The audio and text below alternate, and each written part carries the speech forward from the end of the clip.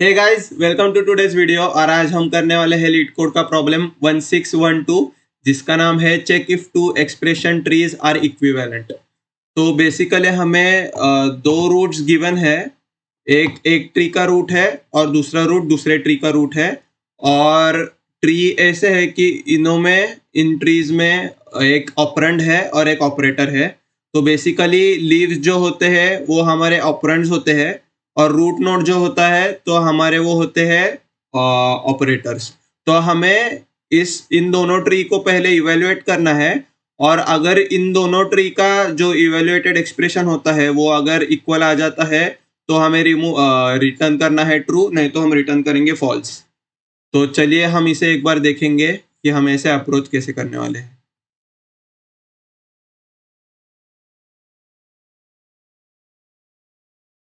तो ये हमारे दो ट्रीज है, और इसे हम कैसे करेंगे। सबसे पहले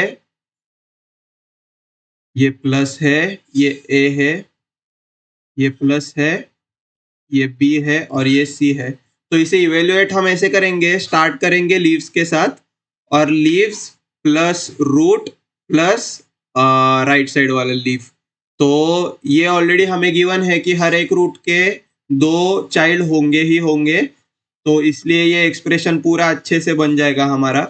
तो यहाँ पर हम ये देख सकते हैं, सबसे पहले हमारा ये वाला सब ट्री होगा इवेल्युएट, और इसका आंसर आएगा बी प्लस सी। तो हम ऐसे कर सकते हैं, इस सब ट्री को ऐसे सिंप्लीफाई कर सकते हैं। ये होगा हमारा ए, ये होगा रूट प्लस, और यहाँ इसका इवेल्युएटेड एक्सप्रेशन जो कि है बी प्लस सी। अभी फिर से क्या होगा, हम इस ट्री को फिर से कर सकते हैं, पूरे ट्री को सिंप्लीफाई, जो होगा यहाँ पर ए प्लस बी प्लस सी। ठीक है, तो हमारा ऐसे ये पूरा ट्री हो गया सिंप्लीफाई। सिमिलरली हम इस ट्री के साथ भी वही कर सकते हैं। इसका ये रिजल्ट हम इधर रख लेते हैं और ये सब कर देते हैं डिलीट। तो अभी ये मेरा ट्री है plus plus A B C. तो इसको हम सबसे पहले इधर से इस सब ट्री को करेंगे। हम स्टार्ट करने वाले हैं जो रूट हमारा क्लोजेस्ट टू लीव्स है उसके साथ, क्योंकि उससे ही हमारी ट्री रिजॉल्व होगी। तो ये होगा हमारा पहला रिजोल्यूशन, जो कि होगा बी प्लस सी। और ये अभी आ जाएगा एक नए नोड में, बी प्लस सी, ऐसा एक नोड, फिर प्लस और फिर ए। तो इसका रेजोल्यूशन अभी कैसा होगा, ये ऐसे इधर आ जाएगा, resolution B plus C plus A. तो ये हो गया टोटल ट्री का रेजोल्यूशन। और हमने अभी ये किया कि इन दोनों आंसर्स को हमने ऐसे किया मैच। तो इधर हमको ये पता है कि क्योंकि हमारे ट्री में सिर्फ एडिशन प्लसेस होने वाले हैं, तो उससे कोई फर्क नहीं पड़ेगा। फॉर एग्जाम्पल, अगर मेरा ए प्लस बी प्लस सी होगा, या बी प्लस ए प्लस सी होगा, या सी प्लस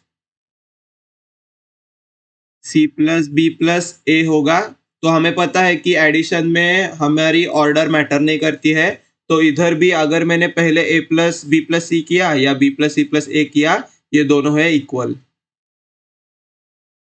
तो ठीक है, हमें ये पता चल रहा है कि हमारा जो फाइनल रिजल्टेंट है, अगर वो इक्वल आ गया तो हमें करना है ट्रू। और वो इक्वलिटी हम कैसे चेक करेंगे, हम ऐसा कर सकते हैं, एक एक 26 साइज का कैरेक्टर एरे ले सकते हैं। और हम क्या करेंगे, जब भी मुझे एक एक्सप्रेशन में एक कैरेक्टर मिलेगा, तो वो उस कैरेक्टर का मैं कर दूंगा ऐड, उस 26 कैरेक्टर एरे के इधर ऐड कर दूंगा उसकी फ्रीक्वेंसी। फॉर एग्जांपल, ए मेरा स्टोर्ड होगा 26 कैरेक्टर में 1, इस पहले वाले एक्सप्रेशन को प्रोसेस करते समय।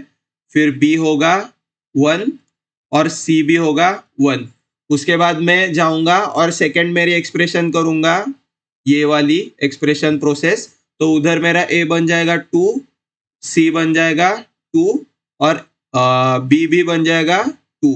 तो इसका मतलब है कि दोनों एक्सप्रेशन में मेरे ए और जो बी है और सी है, जितने भी कैरेक्टर्स एग्जिस्ट करते हो वो इवन टाइम्स आए हैं। मतलब दोनों ही हमारे जो एक्सप्रेशंस है वो इवन है, तो उसका मतलब है मेरे ये दोनों इक्वेशंस इक्वल है, मतलब मैं कर दूंगा रिटर्न ट्रू। और अगर कुछ ऐसा हुआ कि फॉर एग्जाम्पल मेरे पास ऐसा एक अलग ही डी आ गया, तो इधर क्या होगा, मेरे कैरेक्टर एरे में डी सेव होगा 1।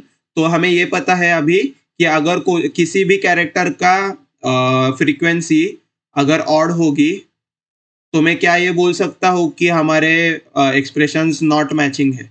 तो हाँ, मैं ऐसे बोल सकता हूँ मैचिंग, नॉट मैचिंग है, क्योंकि एक ऐसा कैरेक्टर है जो एक बार ज्यादा आ गया है पहले हमारे इवेल्युएटेड एक्सप्रेशन में या सेकेंड इवेल्युएटेड एक्सप्रेशन में। तो ठीक है, हमें तो ये पता चल गया है कि हम ट्री को इवेल्युएट करने वाले हैं, और फिर एक फ्रीक्वेंसी एरे से हम चेक कर सकते हैं कि क्या एक लेटर इवन टाइम्स आया है।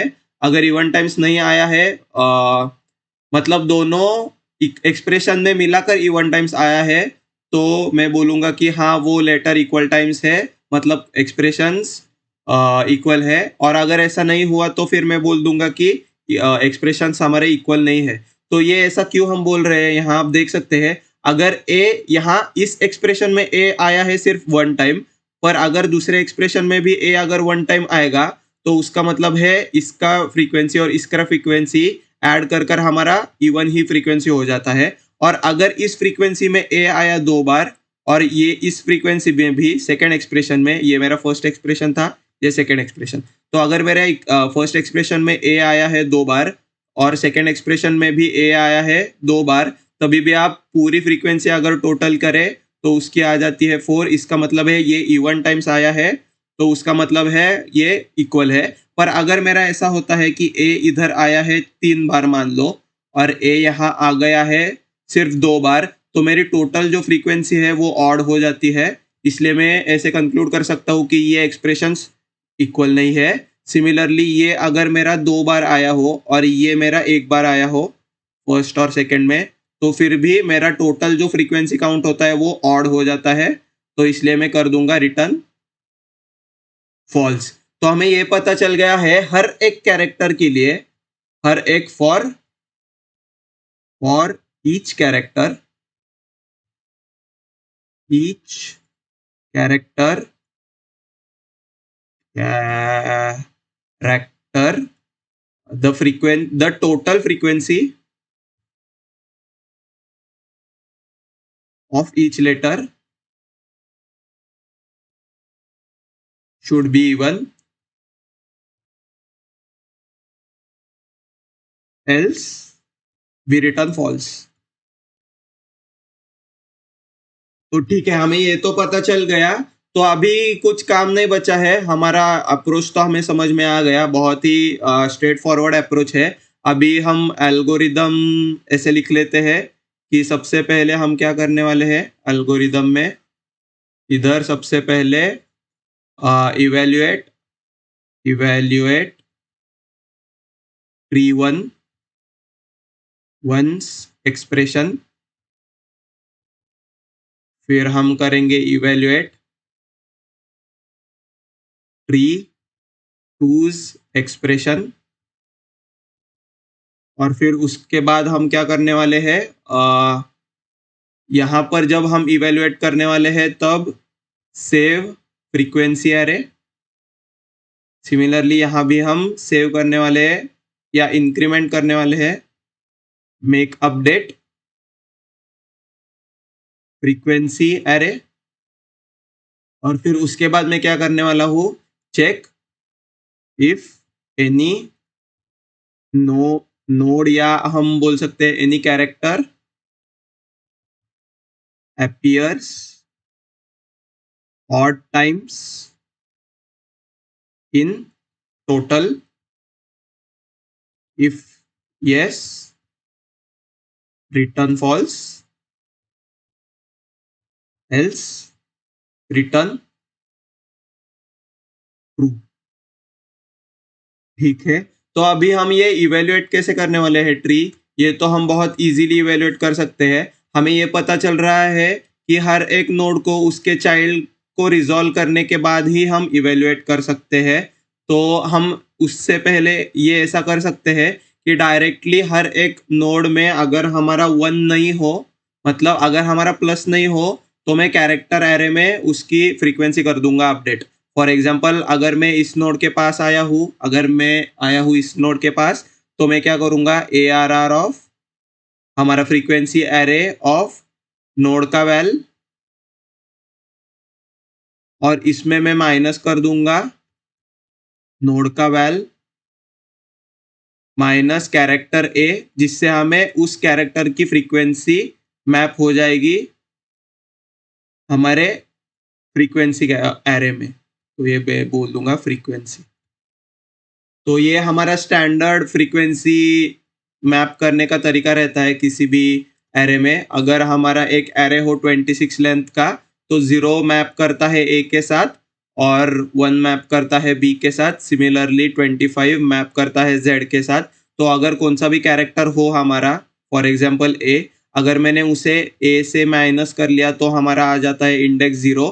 सिमिलरली अगर बी को ए से माइनस कर दिया मैंने तो आ जाता है इंटीजर 1। तो यही हम इंडेक्स ऐड कर देते हैं या इंक्रीमेंट कर देते हैं हमारे फ्रीक्वेंसी एरे में। तो ये ऐसा क्यों होता है, तो प्लीज़ जाकर एक बार टेबल देखिए हमारा, जो टेबल रहता है, ये वाला table, character table, character mapping table.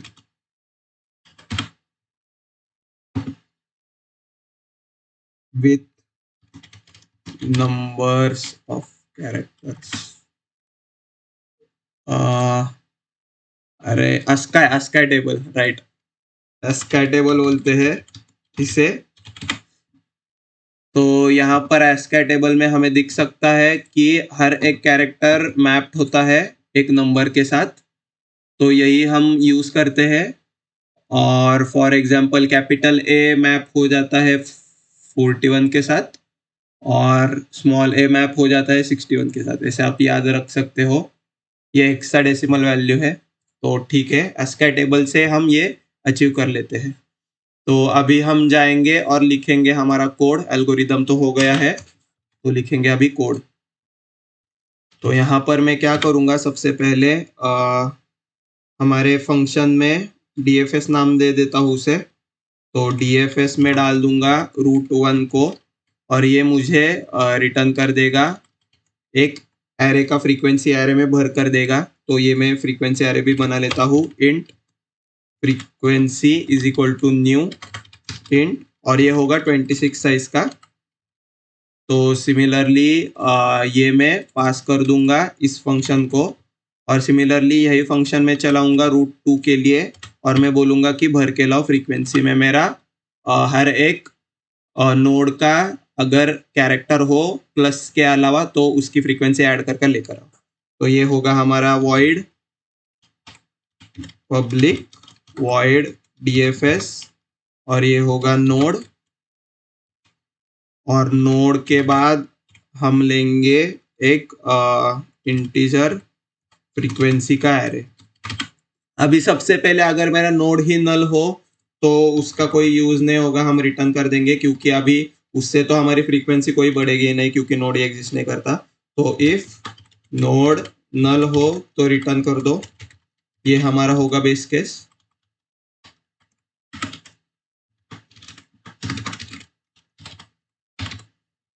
फिर उसके बाद हम क्या करेंगे, इफ हमारी कंडीशन लगाएंगे, condition to check if I don't have a plus in the node.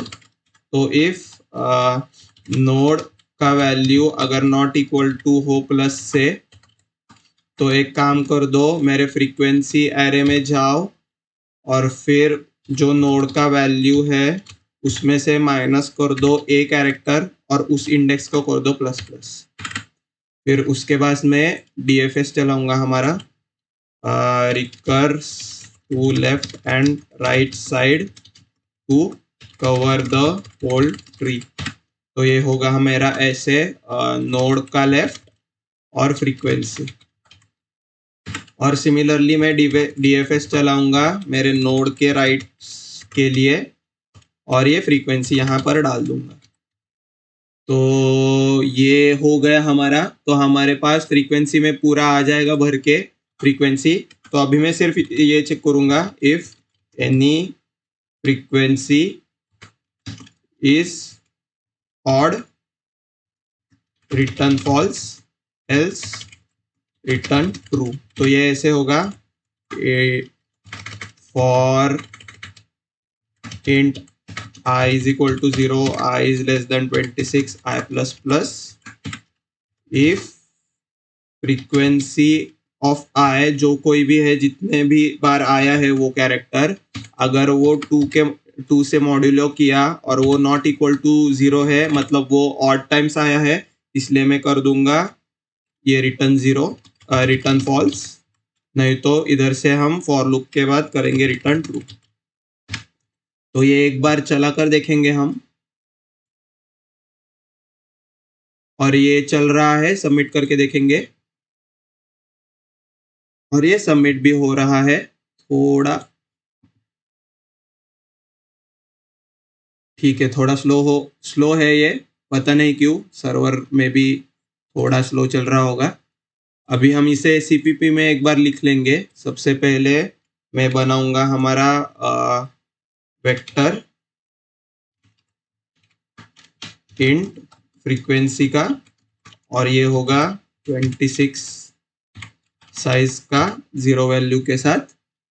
फिर उसके बाद मैं क्या करूँगा, हमारा DFS चलाऊँगा, DFS, और उसमें पास कर दूंगा नोड हमारा जो कि है √1 और हमारा फ्रीक्वेंसी का वेक्टर। सिमिलरली DFS चलाकर मैं √2 को भी भेजूंगा फ्रीक्वेंसी के साथ। ये होगा हमारा गेट फ्रीक्वेंसी फील्ड। फिर ये भरने के आने के बाद check if any frequency is odd, if yes return false, else return true. तो ये होगा for int I is equal to 0, I is less than 26, I plus plus, और फिर उसके बाद if frequency of I modulo 2 is not equal to 0, return कर दो false, else return कर दो ट्रू। तो ये हमारा बॉयलर प्लेट हो गया। अभी सिर्फ ले गया है हमारा void DFS लिखना, जो होता है, जो लेता है एक नोड और फिर एक फ्रीक्वेंसी एरे, तो फ्रीक्वेंसी वेक्टर, तो वेक्टर इंट फ्रीक्वेंसी लेता है ये खुद। फिर उसके बाद हम क्या करने वाले हैं, हमारा बेस केस लिखने वाले हैं, जो कि है इफ नोड एग्जिस्ट नहीं करता हो तो रिटर्न कर दो उधर से ही। फिर उसके बाद इफ नोड का जो वैल्यू है वो नॉट इक्वल टू है प्लस से, तो हमें क्या करना है, फ्रीक्वेंसी का जो नोड के वैल्यू का जो इंडेक्स है उसे माइनस करना है। नोड का जो वैल्यू है वो फ्रीक्वेंसी का इंडेक्स है, नोड का जो वैल्यू है उसमें से a माइनस करके जो हमें मिलता है वो फ्रीक्वेंसी का इंडेक्स रहता है, और उसे हमें करना है प्लस प्लस। फिर उसके बाद ये है check if node val is not plus, if not then add the mapping index. Add नहीं होगा, ये इंक्रीमेंट होगा, increment the corresponding mapping index in frequency. ठीक है, तो फिर उसके बाद हम हमारा DFS चलाएंगे। DFS नोड के लेफ्ट में जाएंगे हम सबसे पहले, और ट्री को ट्रैवर्स करेंगे फ्रीक्वेंसी के साथ सेम। फिर DFS राइट में भी जाएंगे और फ्रीक्वेंसी के को लेकर जाएंगे, और ये होता है हमारा frequency calculated by traversing the whole tree by left and right recursive call। ठीक है, तो ये हो गया हमारा कोड। एक बार इसे रन करके देखते हैं, और ये एक्सेप्ट हो रहा है और ये सबमिट नहीं हो रहा है। ठीक है, एक बार देख लेते हैं। यहाँ पे 26 √1 √2 फ्रीक्वेंसी डाली है, फ्रीक्वेंसी ऑफ नोड का वैल -a++ किया है लेफ्ट राइट पे, और अगर नोड नहीं हो तो रिटर्न कर दो। और ये frequency 26 i is equal to 0 is if not equal to 0। अगर frequency modulo 2 not equal to 0 हो तो रिटर्न कर दो फॉल्स। तो आउटपुट ट्रू आ रहा है पर फॉल्स होना चाहिए। ठीक है, एक बार फिर से चेक करेंगे। ये DFS लगाया है, √1 को पास। अच्छा, ये फ्रीक्वेंसी को एंड लगाना होगा, इससे ये चलना चाहिए अभी।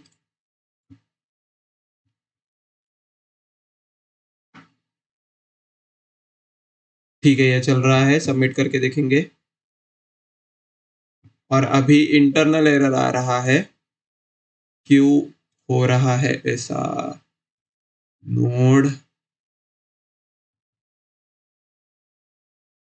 नोड डॉट फ्रीक्वेंसी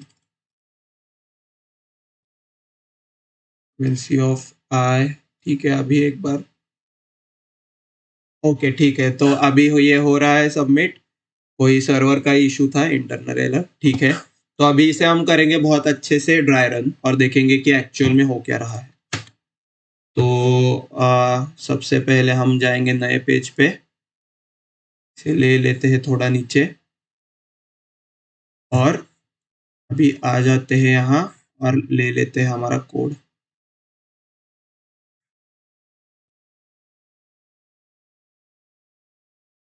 ओके, थोड़ा छोटा कर लेता हूँ मैं इसे, आई होप आपको ये दिख रहा हो। ठीक है, और ये हमारा है दोनों ट्रीज।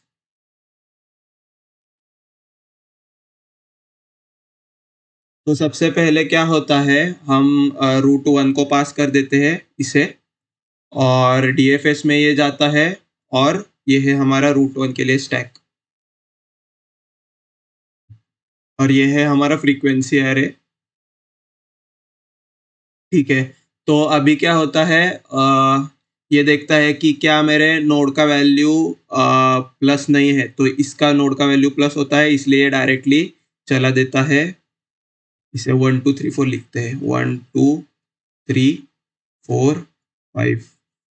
तो 1 क्या करता है, अपना लेफ्ट कॉल चला देता है, ऐड करता है 2 को। 2 देखता है कि उसकी खुद की नोड की वैल्यू प्लस नहीं रहती, इसलिए वो फ्रीक्वेंसी में क्या करता है, नोड का वैल्यू -a++। तो ये हो जाता है फ्रीक्वेंसी ऑफ 0++, इसलिए इधर फ्रीक्वेंसी में यहाँ a के लिए आ जाता है 1। तो ये ऐसे में दिखा रहा हूँ, एक्चुअल में कैसा होता है, फ्रीक्वेंसी में ये जो 0th इंडेक्स का होता है ये 1 हो जाता है, और बाकी के सारे 0 0 0 0 ऐसे रह जाते हैं। अभी क्या होता है, 2 अपना राइट का कॉल चलाता है, 2 अपना लेफ्ट का कॉल चलाता है, पर लेफ्ट से नल हो जाता है ऐड, और यहाँ से हम कर जाते हैं रिटर्न। फिर सिमिलरली 2 अपना राइट का कॉल चलाता है, फिर से नल से हम कर जाते हैं रिटर्न बेस केस से। ये हमारा है बेस केस। तो अभी नल हट जाता है स्टैक से, और 2 भी क्या करता है, 2 भी हट जाता है स्टैक से, क्योंकि इसके दोनों कॉल्स चल चुके रहते हैं, और ये हट जाता है। फिर हम चलाते हैं राइट का कॉल, और डल जाता है यहाँ 3, पर 3 ये देखता है कि मेरी खुद की वैल्यू तो प्लस है, तो मैं कुछ नहीं करूँगा, अपना लेफ्ट कॉल चलाऊँगा। फिर ऐड हो जाता है यहाँ 4, फिर 4 क्या करता है, वो देखता है अच्छा मेरी वैल्यू तो प्लस नहीं है, तो मैं क्या कर देता हूँ, बी को 1 कर देता हूँ। तो ये ऐसे बी को 1 कर देता है। एक्चुअल में वो कैसे होता है, बी माइनस ए होता है, जो कि है इक्वल टू 1 एसका टेबल के अनुसार या एसका टेबल को देखते हुए। फिर उसके बाद ये अपना लेफ्ट कॉल चलाता है, ऐड कर देता है नल, यहाँ से ये रिटर्न कर देता है 4। सिमिलरली राइट कॉल से भी हम बेस केस से रिटर्न कर जाते हैं इधर। फिर ये नल हट जाता है स्टैक से और 4 भी हट जाता है स्टैक से, क्योंकि इसके दोनों कॉल चल चुके रहते हैं। फिर उसके बाद 3 अपना राइट कॉल चलाता है, ऐड कर देता है सी को। फिर सी को जब ये ऐड करता है तब ये क्या करता है, फ्रीक्वेंसी ऑफ सी में 1 डाल देता है और फिर अपना लेफ्ट और राइट कॉल चलाता है, जिससे नल से वो हर बार रिटर्न कर जाता है। फिर ये हो जाता है, नल स्टैक से चला जाता है। फिर सी भी दोनों कॉल्स चल चुके रहते हैं उसके, ये और ये, इसलिए सी भी चला जाता है स्टैक से। सिमिलरली सी नहीं था, वो 5 था, ऐसे समझ लो। और फिर 3 भी चला जाता है स्टैक से और फिर 1 भी चला जाता है स्टैक से, क्योंकि इसके भी दोनों कॉल्स लग चुके रहते हैं। फिर यहाँ ये नोड्स फिर से चलने लगते हैं, शुरू ऐड हो जाता है 1। 1 देखता है कि ठीक है मेरी वैल्यू तो प्लस है, तो मैं कुछ नहीं करता, मेरा लेफ्ट कॉल चला देता हूँ, ऐड करता है देता है 2 को। 2 भी बोलता है ठीक है मेरा भी वैल्यू प्लस है, इसलिए मैं लेफ्ट कॉल चला देता हूँ, वो ऐड कर देता है 4 को। 4 खुद क्या करता है, देखता है कि क्या मेरा वैल्यू प्लस के इक्वल नहीं है, तो वो नहीं होता है, इसलिए 4 क्या करता है, फ्रीक्वेंसी में खुद का इंडेक्स ऐड कर देता है, इसलिए ये बी है और ये बी का 1 से हो जाता है 2 फ्रीक्वेंसी। फिर उसके बाद 4 अपना लेफ्ट कॉल चलाता है, नल को ऐड कर देता है और रिटर्न कर जाता है, यहाँ से राइट को कॉल कर देता है और नल से रिटर्न कर जाता है। फिर ये नल हट जाता है स्टैक से और 4 भी हट जाता है स्टैक से, क्योंकि इसके दोनों कॉल चल चुके रहते हैं। फिर 2 क्या करता है, अपना राइट कॉल लगाता है और ऐड कर देता है 5 को, 5 जो कि है सी। और फिर 5 क्या करता है, अपना सबसे पहले देखता है कि क्या मेरा वैल्यू प्लस नहीं है, तो वो नहीं रहता प्लस, इसलिए वो सी के इंडेक्स को कर देता है प्लस प्लस, जो कि 2 कर देता है 1 से। और फिर ये अपना लेफ्ट और राइट कॉल चलाता है, जिससे वो नल ऐड करते हुए फिर से रिटर्न कर जाता है। फिर ये नल चला जाता है स्टैक से और 5 भी चला जाता है स्टैक से। उसके बाद 2 के दोनों कॉल चल चुके रहते हैं, इसलिए 2 भी चला जाता है स्टैक से। और फिर उसके बाद 1 अपना राइट कॉल चलाता है, ऐड कर देता है 3 को। 3 देखता है कि उसका वैल्यू तो प्लस के इक्वल नहीं है, तो वो 3 क्या करता है, अपना ये इंडेक्स का वैल्यू कर देता है प्लस प्लस, इसलिए ए हो जाता है फ्रीक्वेंसी 2।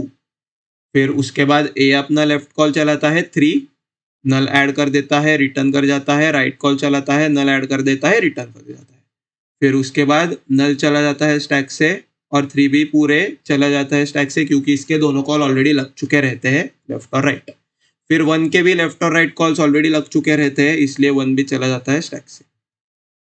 अभी हम क्या करते हैं यहाँ, सबसे पहले इस फ्रीक्वेंसी एरे पे चलाते हैं iterator I is equal to 0, इसका 0 रहता है 2, फिर बी रहता है 1 रहता है 2 और सी भी रहता है 2, बाकी के सब होते हैं 0।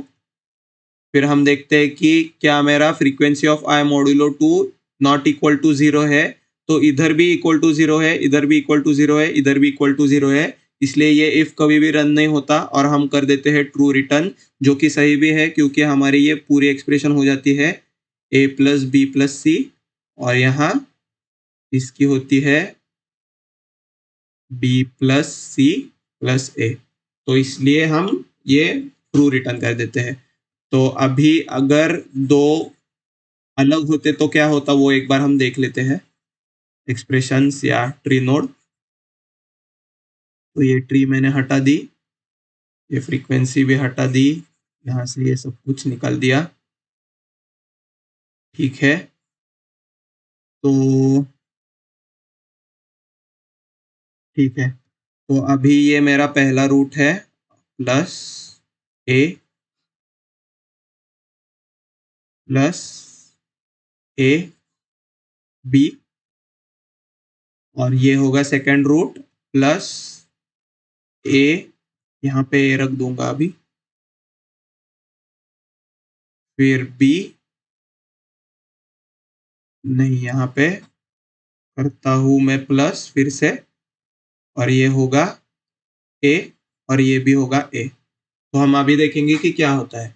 सबसे पहले ये रूट चलता है √1 और ऐड हो जाता है, इसे मान लो 1 है, ये 2 है, ये 3 है, ये 4 है, ये 5 है। सिमिलरली ये 1 है, ये 2 है, ये 3 है, ये 4 है और ये 5 है। तो सबसे पहले हम √1 को करते हैं प्रोसेस और इधर डल जाता है 1। 1 क्या करता है, देखता है कि क्या मेरा कैरेक्टर नोड का वैल्यू प्लस नहीं है, तो वो प्लस रहता है, इसलिए वो चला देता है अपनी लेफ्ट की कॉल। फिर हम जाते हैं 2 के ऊपर। 2 देखता है कि ठीक है मेरी तो प्लस की नहीं है वैल्यू, इसलिए मैं फ्रीक्वेंसी एरे में कर देता हूँ प्लस प्लस मेरे इंडेक्स को, इसलिए ए का फ्रीक्वेंसी डल जाता है 1। फिर ये अपना लेफ्ट कॉल चलाता है और ऐड कर देता है नल, किसकी इसके कोई चाइल्ड नहीं होते हैं। फिर हम बेस केस से कर देते हैं रिटर्न यहाँ से। सिमिलरली राइट कॉल से भी हम स्टैक में ऐड कर देते हैं नल और बेस केस से रिटर्न कर जाते हैं। तो ये अभी नल चला जाता है स्टैक से और 2 की दोनों कॉल चल चुकी रहती है ऑलरेडी, इसलिए 2 भी हट जाता है स्टैक से। फिर 1 की चलती है राइट कॉल, जिससे ऐड हो जाता है 3। 3 देखता है कि इसकी तो वैल्यू प्लस ही है, इसलिए 3 भी कुछ नहीं करता, चलाता है अपना लेफ्ट का कॉल। फिर लेफ्ट का कॉल चलाने से ऐड हो जाता है 4।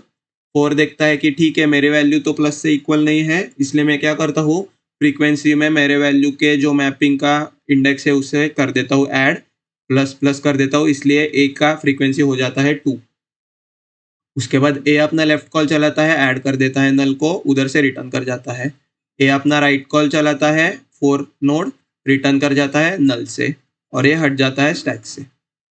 फिर 4 क्योंकि उसके दोनों कॉल्स चल चुके रहते हैं, इसलिए उसका पूरा ये डीएफएस का हो जाता है फंक्शन कंप्लीट और 4 हट जाता है स्टैक से। फिर 3 क्या करता है, अपनी राइट कॉल चलाता है और ऐड कर देता है 5 को।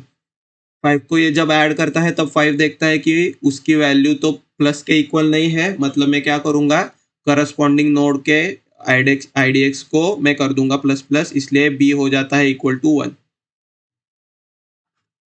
ठीक है, तो उसके बाद क्या होता है, बी या 5 अपना लेफ्ट कॉल चलाता है, ऐड कर देता है नल को, राइट कॉल चलाता है, फिर से ऐड कर देता है नल को और दोनों टाइम पे वो रिटर्न कर देता है बेस केस से यहाँ से। तो ये चला जाता है नल स्टैक से और फिर 5 भी लेफ्ट और राइट कॉल चल चुके रहते, इसलिए 5 भी हट जाता है स्टैक से। फिर 3 देखता है कि मेरे भी दोनों कॉल चल चुके हैं लेफ्ट और राइट, इसलिए मैं भी हट जाता हूँ स्टैक से। और ये 1 जो नोड है वो भी देखता है कि मेरे भी दोनों कॉल हो चुके हैं, इसलिए मैं भी हट जाता हूँ स्टैक से, इसलिए ये हट जाते हैं स्टैक से, हो जाता है हमारा डीएफएस कंप्लीट। फिर उसके बाद हम क्या करते हैं, √2 पास कर देते हैं सेम डीएफएस को कॉल करते हुए, इधर ऐड हो जाता है √2 का फर्स्ट नोड। 1 देखता है कि मेरा तो प्लस है वैल्यू, इसलिए मैं लगा देता हूँ अपनी लेफ्ट कॉल। फिर 2 क्या करता है, सेम करता है, उसका भी प्लस होता है वैल्यू, इसलिए वो चलाता है अपनी लेफ्ट कॉल, ऐड हो जाता है 4। 4 जब ऐड होता है तब 4 क्या करता है, अपनी लेफ्ट कॉल चलाता है, ऐड कर देता है नल को, रिटर्न कर देता है वहाँ से। सिमिलरली राइट कॉल भी चलाते हैं और नल से हम रिटर्न कर जाते हैं, क्योंकि हमारा बेस केस होता है कि कभी भी हमारा नोड नल आए तो उधर से रिटर्न कर जाए। तो ये नल हट जाता है स्टैक से और 4 भी हट जाता है स्टैक से।